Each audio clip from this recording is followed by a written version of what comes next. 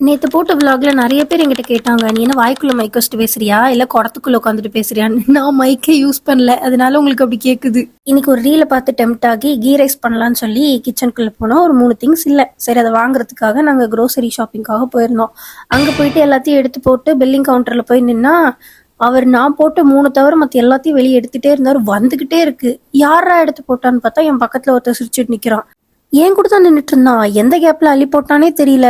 அதுக்காக அப்புறம் நானும் போய் ஒரு ஹைட் அண்ட் சீக் ஒரு ஃபில்ஸ் எடுத்துட்டு வந்துட்டு வர வழியில சாப்பிட்டுட்டு இருந்தேன். அது பத்தாதுன்னு எனக்கு காலையில எந்திரிச்சதுனால வயிறு கத்திக்கிட்டே இருந்ததுனால இளநியும் அந்த தேங்காவெல்லாம் சாப்பிட்டுட்டு பொறுமையா வீட்டுக்கு வந்து பார்த்தா டைம் 1க்கு மேல ஆயிடுச்சு. அதுக்கப்புறம் கையில கிடைக்கிறதெல்லாம் இதை போடு அதை போடு நல்லா சீ ரொம்ப ரோல் ஆகுது. நான் எல்லாத்தையும் குக்கர்ல வச்சுட்டு நான் பாட்டுக்கு ஜூஸ் குடிக்கிறதுக்காக போயிட்டேன். வந்து ரிட்டன் வந்து பார்க்கும்போது யார் வீட்டுல தீஞ்ச ஸ்மெல் அடிச்சது.